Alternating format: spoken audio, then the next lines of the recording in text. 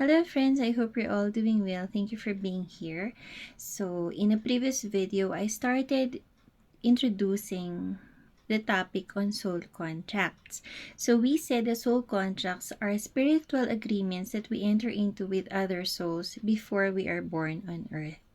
Okay, so these are agreements that are actually fated to be formed in our lives as we go through it.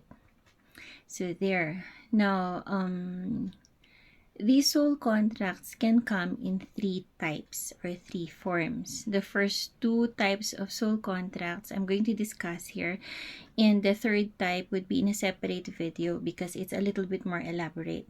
So there. Now let's start with the first one. The first one is what we call the karmic soul contract. So there, you might want to look back in your lives and identify which were the relationships, not necessarily romantic, that were really toxic in your lives, that really challenged you and pushed your button, so to speak. So they might come in the form of romantic partners, which is common. This type of soul contract is actually a common one. Okay, so it can come in the form of a romantic relationship. It can also be a person whom we know, whom for example we consider as a friend, and somehow betrayed us, something like that, really toxic. Or it can be also in the workplace where the boss is so overbearing and controlling and wants everything this way, that way, and it's really hard to keep up, something like that.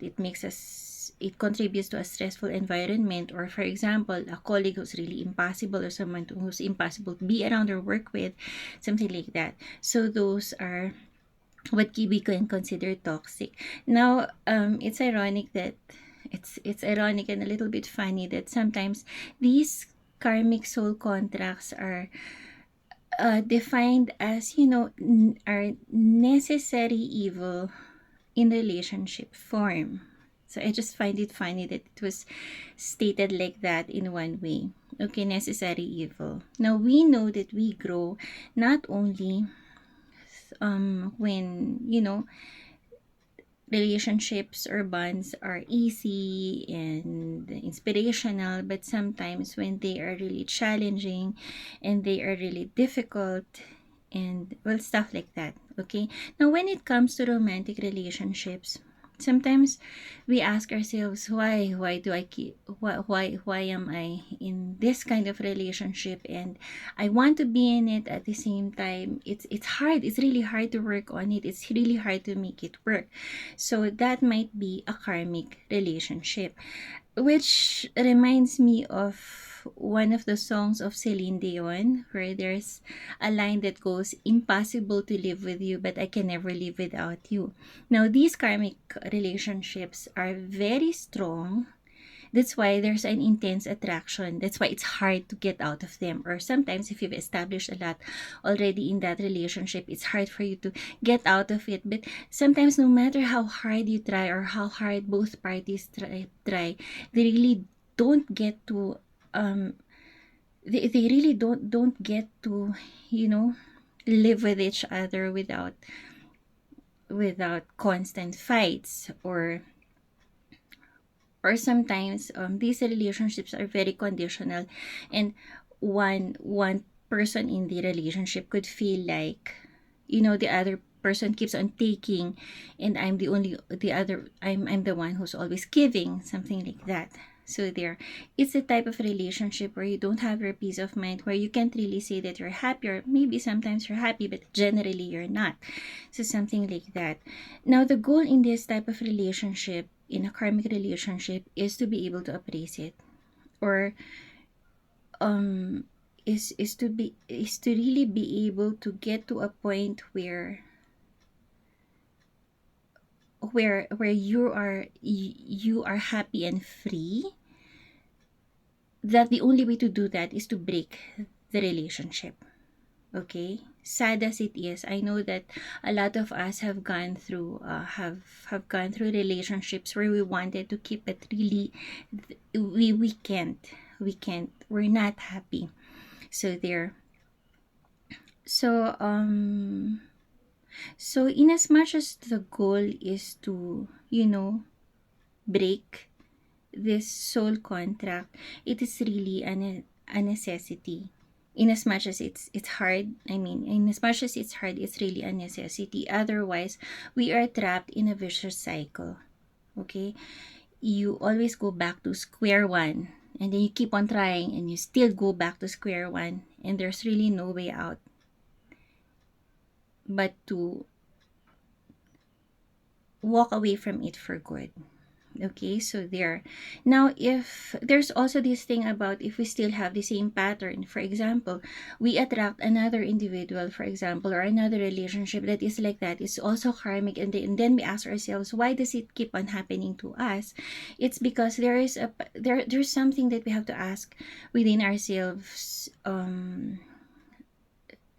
that make us that should make us question why we attract these certain types of relationship, and usually it boils down to healthy boundaries, okay, or unconditional love, mutual respect, something like that. So if for example these are things that we don't still get to learn, we still get to attract them, so we still go back to square one, only with a different type of partner. So something like that. So there. Okay. Now we go to the next type of relationship of soul contract, which is the soulmate.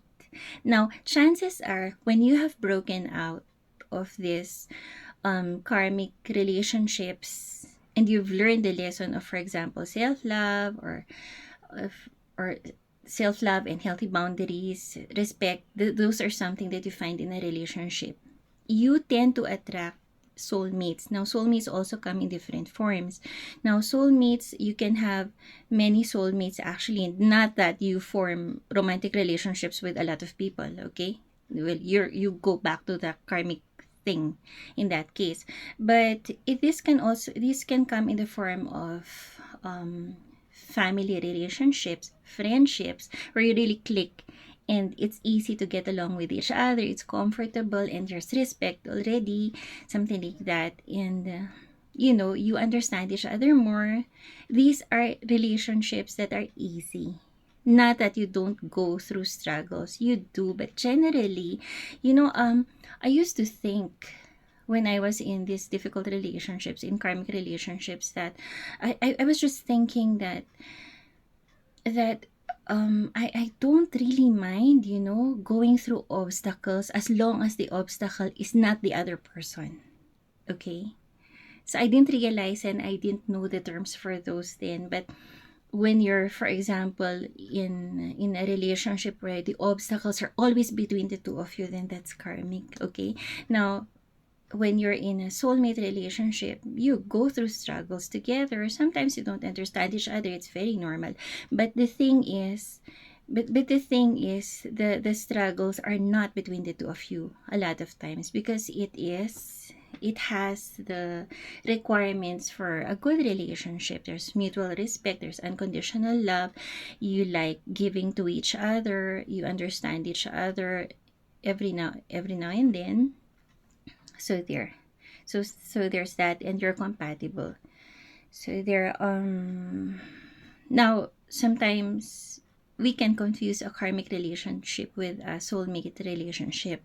Now, how do we tell the difference? A karmic relationship will always be based on conditional love. Okay?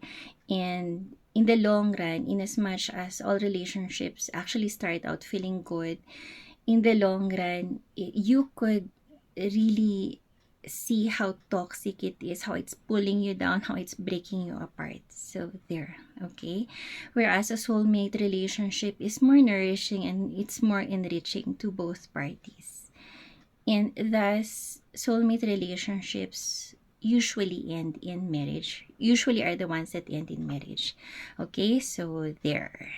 So that's all I have for you for now. This is Just Me Alvie saying, find your strength, find your peace, and stay with God, with Spirit, with Source, whatever you conceive Him to be. He loves you so much. Take care.